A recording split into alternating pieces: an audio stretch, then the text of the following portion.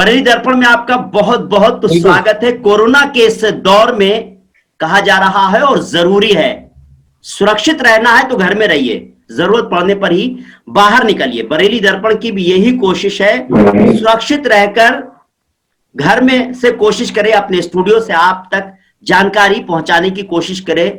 Corona का ये दौर चल रहा है, पूरे हिंदुस्तान में तबाही मची हुई, बल्कि कहें पूरी दुनिया में तबाही मची हुई, लेकिन हम अपने हिंदुस्तान की बात करें तो हम मध्य प्रदेश छत्तीसगढ़ की हम बात करते हैं, हम बात करते हैं बिहार झारखंड की बात करते हैं, दिल्ली की बात करते हैं, राजस्थान की, या फिर हम यूपी की बात करते हैं, जहां देखिए कोरोना महामारी का प्रकोप है, हर जगह परेशानी ही परेशानी है। इसी मामले पर बात करने के लिए हमारे साथ हमारे पैनल में है मार्फत रजा जैदी साहब हैं, जो आज तक और जी न्यूज के जो है सीनियर जर्नलिस्ट रहे हैं, और हमारे साथ है जर्नलिस्ट काउंसिल ऑफ इंडिया के सेक्रेटरी साइम इसरार साहब, और मौजम बेग हैं जो बरेली दर्पण के प्रिंसिपल करस्पॉन्डेंट हैं। हम इन लोगों से बात करेंगे आज के माहौल के बारे में। सबसे पहले मैं जाना चाहूंगा मौजम बेग के पास। मौजम, मैं जानकारी चाहूंगा आपसे, आज आप पूरे 24 घंटे के अंदर पूरे हिंदुस्तान की बात करें, कोरोना के कितने मामले सामने आए, कितने जो है लोगों की जान गई, और मैं खासतौर से उत्तर प्रदेश के बारे में जानना चाहूंगा, और अगर जानकारी हो तो बरेली के बारे में स्पेशली जानकारी दीजिए हमको कि किस किस तरह के इन 24 घंटे में क्या हालात रहे हैं। जी, मैं आपको बता दूं, आंकड़ा जो है वो लगातार बढ़ता जा रहा है। पिछले 24 घंटे में देश भर में बात करें तो करीब 2,95,000 नए मामले सामने आए, जबकि 2,000 से ज्यादा लोगों की जान गई है। वहीं उत्तर प्रदेश की बात करें तो यहाँ भी आंकड़ा लगातार बढ़ता जा रहा है। यहाँ पिछले 24 घंटे में करीब 30,000 के पास मामले सामने आए हैं, जबकि 162 लोगों की जान गई है। अगर बरेली की बात करें तो यहाँ जिस तरह से आंकड़ा लगातार दिन ब दिन बढ़ता जा रहा है, एक्टिव केसों की बात करें तो यहाँ लगभग इस वक्त 6,000 के आसपास एक्टिव केस है। हम आपको बता दें 1 अप्रैल को बरेली में करीब 300 के आसपास एक्टिव केस थे। उसके बाद जिस तरह से आंकड़ा बढ़ा है लगातार, पहले 200 रोज, फिर 400 रोज, अगर पिछले 2-3 दिन की बात करें तो लगातार 900 के आसपास केस सामने आ रहे हैं। वाकई मौसम बहुत तो भयावह स्थिति है। अगर बरेली की बात करें, हम उत्तर प्रदेश की बात करें, बाकी तो देखा जाए तो पूरे देश में बहुत बुरे हालात बने हुए हैं। मौसम आपसे बात करेंगे और भी, क्योंकि आप देख रहे हैं पूरा इस तरह से बरेली के हालात बने हुए हैं, लगातार आपकी पैनी नजर रहती है। लेकिन मैं अब साइम आपके पास आना चाहूंगा। साइम, जो हालात बने हैं, आपने दिल्ली में भी देखा, दिल्ली के जो हालात है और पूरा ओवरऑल हिंदुस्तान के जो हालात हैं अलग अलग स्टेट के, दिल्ली की अगर मैं बात करना चाहूं तो दिल्ली में किस तरह के हालात रहे जिस वक्त आप अभी दिल्ली में थे? देखिए, दिल्ली के अंदर लगातार जो केसेस थे वो बढ़ते जा रहे हैं। आप जैसा कि मेन स्ट्रीम मीडिया के जरिए भी देख रहे हैं कि दिल्ली के अंदर जो हालात हैं वो दिन ब दिन खराब होते जा रहे हैं। लेकिन मैं इन सब से अलग कुछ आपके साथ जो बातें शेयर करना चाहूंगा वो ये हैं कि जो वहाँ सोशल डिस्टेंसिंग की बात होती है, जो मास्क लगाने की बात होती है, ये सारी बातें अगर आप देखें तो ये सिर्फ हवाई नजर आएंगी आपको, क्योंकि इतने जिस तेजी से ये आंकड़े बढ़े हैं उस तेजी से आंकड़े बढ़ने के बावजूद लोग जो है अभी भी सतर्क नहीं हो पा रहे हैं। लोग सतर्क होने की कोशिश, समझने की कोशिश नहीं कर रहे हैं। सबसे महत्वपूर्ण चीज है कि ये जो है, जैसा कल प्रधानमंत्री नरेंद्र मोदी ने कहा कि हमें इसको एक मूवमेंट की तरह लेना चाहिए, हम लोग वो मूवमेंट की तरह नहीं ले पा रहे हैं। अगर आपके बराबर में या मेरे बराबर में कोई बंदा आके खड़ा होता है तो हम लोग ये नहीं कह पाते उससे कि आप थोड़ा डिस्टेंस बनाइए, और अगर हम ये कह भी देते हैं तो उसे बुरा लग जाता है। यही वजह है कि लगातार ये जो आंकड़े हैं ये बहुत तेजी से बढ़े हैं, और जो सेकंड वेव है कोविड की, ये जो स्टेन है इसका गले में जितने भी डॉक्टर्स हैं, जितने भी एक्सपर्ट हैं, वो सब यही कह रहे हैं कि इसका स्टेन जो है वो आपको सीधे गले में नहीं रुकेगा, वो सीधे चेस्ट पर जाएगा।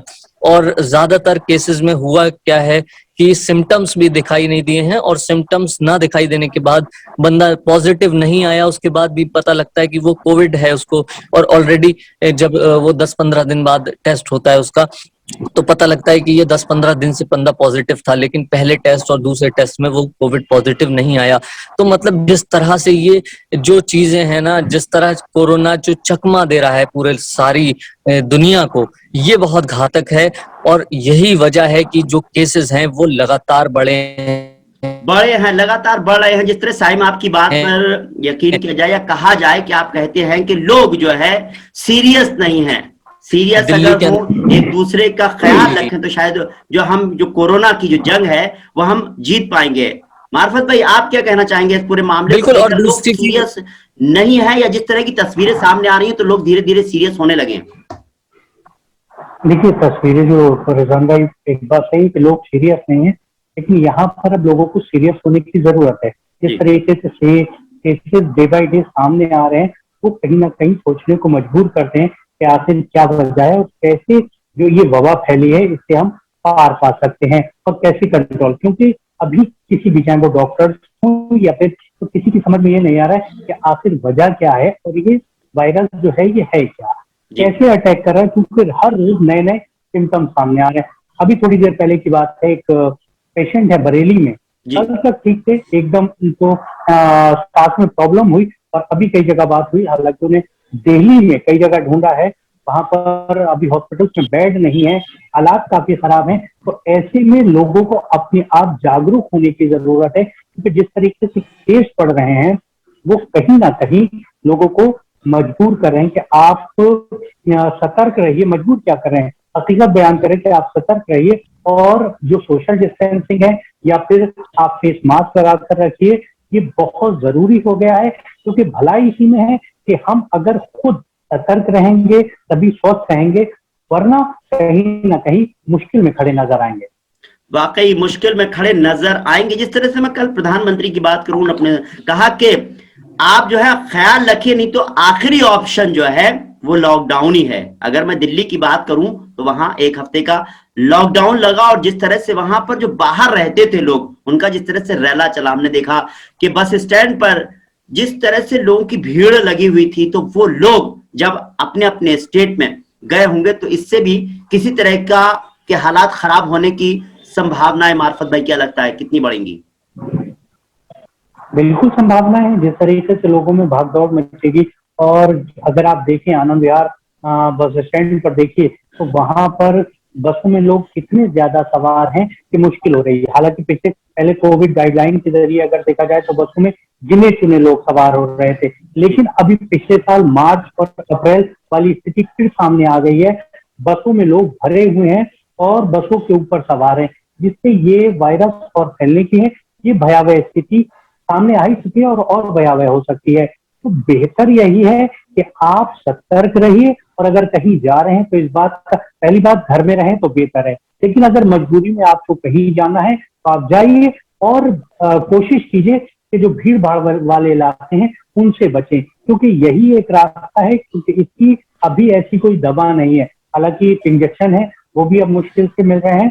इसके अलावा और भी जो बेड है वो हॉस्पिटल्स लगभग फुल हो चुके हैं, वेंटिलेटर्स हैं या फिर ऑक्सीजन है, लेकिन जिस तरीके से सप्लाई होना चाहिए वो सप्लाई नहीं है।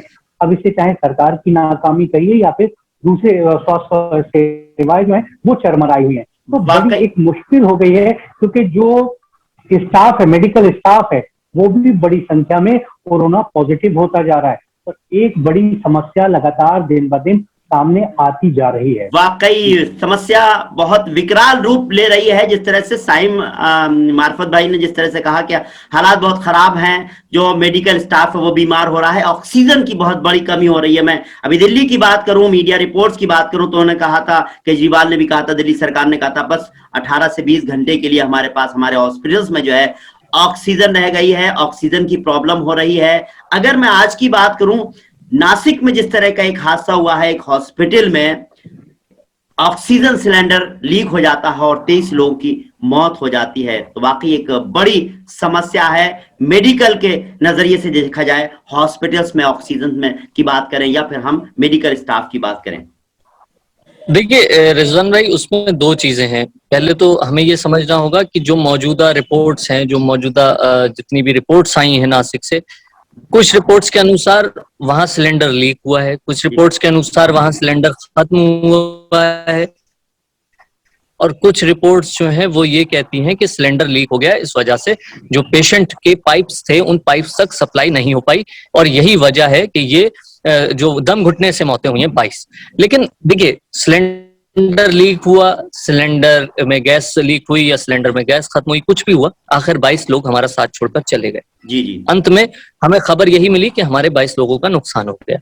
और तस्वीर ऐसी भयावह है कि आप यकीन मानिए कि भारत समाचार जो ब्रजेश मिश्रा का टीवी चैनल है, उसने एक रिपोर्ट, ग्राउंड रिपोर्ट तैयार की थी गाजियाबाद से, जी जिसमें उन्होंने कहा था कि जो आंकड़े हैं, आप आंकड़ों के ऊपर मत जाइए, अखबार के आंकड़ों की बात मत सोचिए, और ना ही आप जो देख रहे हैं वो सच समझिए। आप सच्चाई में अगर देखना है तो आप अपने शहर की शमशान भूमि या फिर जो शमशान इलाका है, शमशान जहाँ पर चिताएं फूटती हैं या जहाँ कब्रिस्तान है, आप ऐसी जगह जाइए और आपको सही पता लगेगा कि स्थिति क्या है। तो वहां पर जो शमशान भूमि के बाहर जो फुटपाथ है, वहां पर अंतिम संस्कार जो है वो किया जा रहा था। अब आप सोचिए, बाहर क्यों किया जाएगा? बाहर तब किया जाएगा जब अंदर सारी जगह फुल हो चुकी होगी, जी क्योंकि सब कुछ छुपाया जा रहा है।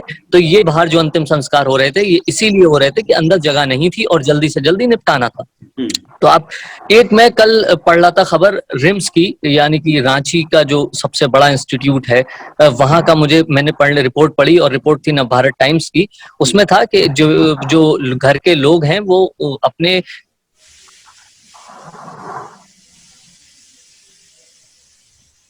जी साइम से हमारा संपर्क टूट गया। जी साइम फिर आ गए हैं लाइन पर। साइम, आपको मेरी आवाज आ रही है? जी जी जी, आवाज आ रही है, मेरी आवाज आ रही है अब तक? जी हाँ जी, कंटिन्यू। जी। तो जी वो था कि वहां पर उन्होंने बताया कि हमारे जो परिवार वाले हैं, वो परिवार वाले अपने पेशेंट का डेड बॉडी मांग रहे हैं, लेकिन हॉस्पिटल कह रहा है कि आपकी डेड बॉडी गुम गई। आप समझने की कोशिश करिए कितनी दर्दनाक स्थिति है। बनारस की एक तस्वीर ट्विटर पर वायरल हुई, जहां पर एक माँ अपने बेटे को ई रिक्शा के अंदर ले जा रही है, उसकी लाश पड़ी हुई है, माँ के कदमों के नीचे उसके बेटे की लाश है। तो कितनी दर्दनाक है ये तस्वीर, आप अंदाजा लगाइए। लखनऊ की कुछ एक ऑडियो वायरल हुई कि वहां पर वो किसी जर्नलिस्ट से बात कर रही है कि आप मेरी हेल्प कर दीजिए, और उसके बाद वो हेल्प करती है, अस्पताल में एडमिट करवाती है किंग जॉर्ज मेडिकल कॉलेज में, और अंत में वो बंदा छोड़कर चला जाता है। मतलब एक डॉक्टर है मुंबई की, उनका कल सोशल मीडिया पर वीडियो वायरल हुआ। वो रिचा हिंद करके डॉक्टर हैं, वो रोते हुए बता रही हैं कि हम अपने आप को हेल्पलेस फील कर रहे हैं, हम लोगों की चाहते हुए मदद नहीं कर पा रहे, क्योंकि तो बेड्स ही अवेलेबल नहीं है, तो आपको जगह मिलेगी कहाँ? तो आप ये समझने की कोशिश करिए कि जो मेडिकल जो हमारा स्ट्रक्चर है, जो मेडिकल हमारा इंफ्रास्ट्रक्चर है, वो पूरी तरह ध्वस्त हो चुका है। इसके अलावा कोई चारा नहीं है। सिर्फ पहले चारा था, अंतिम चारा था नहीं था कि लॉकडाउन लगे, और इस बार अंतिम चारा है कि लॉकडाउन ही लगे। इसके अलावा कोई और चारा नहीं है, किसी और तरीके से कंट्रोल नहीं हो सकता, क्योंकि सरकार और जो भी प्रदेश सरकारें हैं या केंद्र सरकार है, वो ये चाह रही है कि किसी तरह इकोनॉमी जो है हमारी वो पटरी पर आए। लेकिन इकोनॉमी पटरी पर तब आएगी जब हम लोगों की जानें बचेंगी। जी, लेकिन जान है हालात तभी जहान है। वाकई साइम, आपने वाकई ये बात कही। मार्फत भाई, मैं फिर वही बात कहूंगा, क्या सरकारें नाकाम होती नजर आ रही हैं? क्या फेलियर नजर आ रहा है? जिस तरह साइम कहते हैं कि मेडिकल व्यवस्था, हॉस्पिटल में जिस तरह से जो हालात हैं वो चरमरा गई है व्यवस्था, ऐसे में क्या वाकई लगता है कि लॉकडाउन ही आखिरी रास्ता नजर आता है? देखिए, लॉकडाउन बिल्कुल एक रास्ता है, लेकिन उससे पहले, लॉकडाउन से पहले जो लोग हैं, जो आम जनता है, उनको ही अवेयर होने की जरूरत है। हालांकि यहाँ पर अगर आपने सरकारों की बात की है, तो यहाँ पे सरकारों का जो रवैया है वो ऐसा नहीं है, सही नहीं लगता कि उन्होंने पहले से कोई ऐसे इंतजाम किए थे। अगर आप देख लीजिए तो आज की तारीख में बंगाल चुनाव कराए जा रहे हैं, एक तरफ महाकुंभ का आयोजन किया जा रहा है, तो कहीं ना कहीं ये सरकार के रवैये पर सवाल खड़े करता है कि इतनी बड़ी एक ऐसी स्थिति है, और उस स्थिति में एक आप बंगाल चुनाव कर रहे हैं जहां पर रैलियों में लाखों की भीड़ इकट्ठा हो रही है, जहां पर कोई सोशल डिस्टेंसिंग नहीं है, और वही ट्रेवल करते एक दूसरे से। उसी की वजह यह है कि आप अगर देखिए तो बड़े नेता जो अपने कमरे से बाहर नहीं निकलते थे, आज उनकी खबरें हैं कि वो पॉजिटिव हैं। हालांकि वो पूरा पूरा बचने की कोशिश करते हैं, लेकिन इन रैलियों और जो यूपी में पंचायत चुनाव चल रहे हैं, ग्राम पंचायत चुनाव चल रहे हैं, उनकी वजह है कि बड़ी संख्या में नेता हैं वो अब पॉजिटिव होते चले जा रहे हैं। और ये आम जनता के साथ नहीं है, बल्कि जो वीवीआईपी ट्रीटमेंट जिनको मिलता है वो भी आजकल स्वास्थ्य सेवाओं के लिए तड़प रहे हैं। अभी मैं बताऊं बरेली से आपने देखा होगा कि नवाबगंज से विधायक है केसर सिंह, उनकी हालत दिन ब दिन बिगड़ी, जिसके बाद उनके बेटे ने ट्वीट कर मदद मांगी और उसका कहना था कि सीएमओ पीएमओ ऑफिस से सीएमओ चीफ मिनिस्टर ऑफिस से उसको कोई मदद नहीं मिली। बाद में जब पूरा आला कमान पूरा अवेयर हुआ, उसके बाद जाकर उनको ग्रेटर नोएडा में एडमिट कराया गया, जहां पर उन्होंने प्लाज्मा उनको चढ़ाया। उसके बाद कुछ कंडीशन स्टेबल हुई है, लेकिन उसके बावजूद अगर आप बरेली के ही सांसद ले संतोष गंगवार जी, वो पॉजिटिव है। इसके अलावा एक बड़ी संख्या में अगर एमपी के विधायक ले लीजिए, एमपी के सीएम ले लीजिए, उनकी जो खबर है कि वो पॉजिटिव है। खुद योगी आदित्यनाथ जी जो एक यूपी का बड़ा सूबा है वो संभाल रहे हैं, वो पॉजिटिव हैं। जब ये लोग पॉजिटिव हो सकते हैं तो आम जनता का क्या हाल होगा। तो यहाँ पर सरकारों का जो रवैया रहा है, और खासकर अगर आप चुनाव आयोग को भी देखिए तो यहाँ पर भी चुनाव आयोग की भी एक लापरवाही नजर आई है कि ऐसे हालात में चुनावों की डेट लगातार वही है और बड़ी संख्या में रैलियां हो रही हैं। हालांकि उन्होंने ये कहा है कि पश्चिम बंगाल में चुनाव के जो प्रचार है वो सुबह 10 बजे से और रात 8 बजे तक ही हो सकेगा, लेकिन रात में अगर आप देखिए रैलियां रात में नहीं होती हैं, रैलियां होती हैं तो वो दिन में होती हैं। तो ऐसे में एक सवाल सरकारों पर उठता है, सरकारों के रवैये पर उठता है। जिस तरीके से अगर चाहते तो ये स्वास्थ्य सेवाएं, हालांकि पिछले साल ये बीमारी फैली थी और 1 साल से ज्यादा हो चुका था और आपको तैयारी करना चाहिए थी कि हॉस्पिटल्स के हम पुख्ता इंतजाम कर सकें, लेकिन जो पिछले साल कमी महसूस हुई थी अब उससे ज्यादा कमी अब महसूस हो रही है कि हमारे पास हॉस्पिटल्स नहीं है, बेड नहीं है, पर्याप्त मात्रा में ऑक्सीजन नहीं है, मेडिकल स्टाफ नहीं है। तो कहीं ना कहीं सरकारों के रवैये पर भी सवाल खड़े करता है। वाकई सरकार के रवैये पर सवाल तो उठते ही हैं, क्योंकि एक तरफ कहा जाए सायं शमशान में कहें कि चिताएं जल रही हैं, कब्रिस्तान में जो है कब्रें खुद रही हैं, और एक तरफ जो है जो सरकार जिस बंगाल में जिस तरह से इलेक्शन हो रहे हैं वहां रैलियां हो रही हैं। इसका एक बड़ा नुकसान देश को उठाना पड़ सकता है। देखिए, आप बंगाल ही नहीं, आप उत्तर प्रदेश देखिए। उत्तर प्रदेश के अंदर इस टाइम ग्राम पंचायत के चुनाव हैं और जो शिक्षक हैं उन लोगों को इलेक्शन ड्यूटी पर लगाया गया है। आपने अभी तक कितने शिक्षकों के रिजल्ट देखे कि उनके कोविड टेस्ट हुए? अभी तक आपने कहीं ऐसा सुना? अब आप सोचिए कि अगर उन शिक्षकों में कोई पॉजिटिव है या कोई ऐसे शिक्षक हैं जिनकी स्वास्थ्य की स्थिति जो है खराब है और वो ड्यूटी पर जाते हैं और वहां पर कोरोना जो है फैलता है, तो उसकी जिम्मेदारी किसकी होगी? तो ये लापरवाही नहीं, इसे लापरवाही मेरे हिसाब से नहीं कहा जाएगा, इससे निहायत ही बेवकूफी कहा जाएगा। और दूसरी चीज देखिए, जब सब आप सरकारों से सवाल करना बंद कर देते हैं तो सरकारें बेलगाम हो जाती हैं, ये फैक्ट है। और यही हमारे साथ भी है। हमें जिस तरह से हमने और मीडिया तंत्र ने सरकारों से सवाल करना बंद कर दिए, सरकारों की हाँ में हाँ मिलाना शुरू कर दी, वो आपको ये चीजें देखने को मिलेंगी। देखिए, एक तो हेल्थ इंफ्रास्ट्रक्चर तो ध्वस्त हुआ है, साथ साथ जो संचार की व्यवस्था है वो भी ध्वस्त हुई है। मेडिकल इंफ्रास्ट्रक्चर के साथ साथ जो इमोशनल ब्रेकडाउन हुआ है लोगों का, मतलब जो मेरे अंदर खौफ है या आपके अंदर खौफ है कि कहीं मुझे कोरोना ना हो जाए, तो ये अपनी स्पीच के माध्यम से ये देश के संदेश दे रहे हैं कि अब देखो हम भी कुछ नहीं कर सकते, करना सब तुम्हें है और तुम्हें ही तैयारी करना है, तुम्हें ही मास्क लगाने हैं। क्योंकि पिछले 1 साल में हम ऐशो आराम से सो रहे थे, हमने सरकार से पूछा नहीं पीएम केयर फंड कहाँ चला गया, हमने सरकार से ये नहीं पूछा कि आपने हमारे लिए कितने अस्पताल तैयार किए, क्या हर शहर में एक कोविड हॉस्पिटल तैयार नहीं हो सकता था, क्या पीएम केयर फंड के जरिए इतना पैसा नहीं आया था?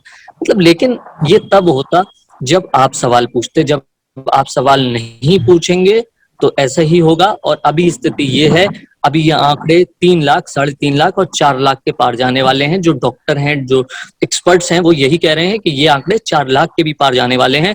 और स्थिति, क्योंकि अब ये कम्युनिटी स्प्रेड हो चुका है, अब स्ट्रेन जो है वो सीधे आपकी नाक और गले में नहीं रुक रहा, अब स्ट्रेन जो है आपके चेस्ट पर रुक रहा है। आपको सिर्फ ऑक्सीजन ही जिंदा रख सकती है, ऑक्सीजन ब्लैक हो चुकी है, 1400 रुपए का सिलेंडर 14,500 का बिक रहा है। दवा की कीमत 25 रुपए की दवा 25,000 की बिक रही है। लखनऊ जो प्रदेश की एक तरह से जान कही जाती है, जो एक तरह से कैपिटल है, और वो कैपिटल आज सड़कों पर है, क्योंकि वहां पर अभी रिजवान भाई आपने ही सुना होगा एक केस हम लोगों के जो मिलने वाले हैं कुछ, वो लखनऊ में एक्सपायर हो गई लेडी। मुझे भी कल सुनने में आया कि वो ऑक्सीजन रात के 9 बजे से लेकर सुबह 6 बजे तक ऑक्सीजन ढूंढते रहे, उन्हें ऑक्सीजन नहीं मिली, गैस सिलेंडर होने के बावजूद, और उन्होंने दम तोड़ दिया। तो ये जो दर्दनाक स्थिति है, साइम वक्त की भी कमी है। चलते चलते मैं मौजम के पास जाना चाहूंगा। मौजम, बरेली पर आप खासतौर से पैनी नजर रखे रहते हैं, और क्योंकि यहाँ पर आप देख रहे हैं, आपको क्या लग रहा है लोग किस तरह से लापरवाही बरत रहे हैं? जी, मैं आपको बता दूं, लोग अभी भी पूरी तरह से, जिस तरह से सायम भाई ने बताया और मार्फत भाई ने बताया, मैं सहमत हूँ बिल्कुल। लोग अभी भी पूरी तरह से जागरूक नहीं है और लापरवाही लगातार बरत रहे हैं, बाहर निकल रहे हैं बिना मास्क के।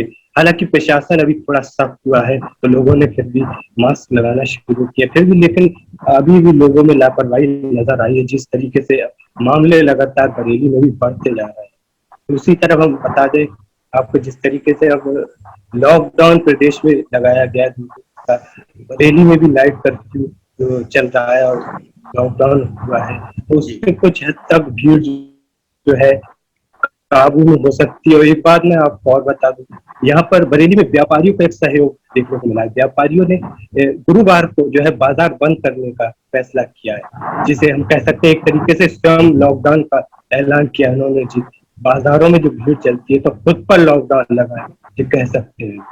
वाकई अगर देखा जाए, व्यापारियों की बात करें, खासतौर से बरेली की अगर हम बात करें, तो अगर यूपी की बात करें तो सैटरडे संडे 2 दिन का लॉकडाउन है, लेकिन बरेली के व्यापारियों ने एक थर्सडे को भी लॉकडाउन का ऐलान किया है, यानी 3 दिन लॉकडाउन रहेगा। ये सतर्कता बरतने वाली बात है, अपनी तरफ से इनिशिएटिव लेने की बात है।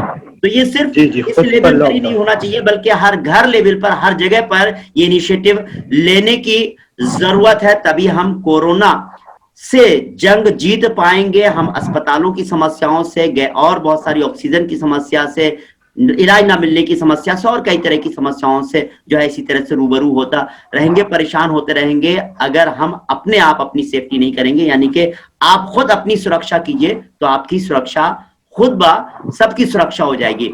फिलहाल आज के लिए बस इतना ही। हम सारे गेस्ट जो भी हमारे, उनका मैं शुक्रिया अदा करना चाहूंगा।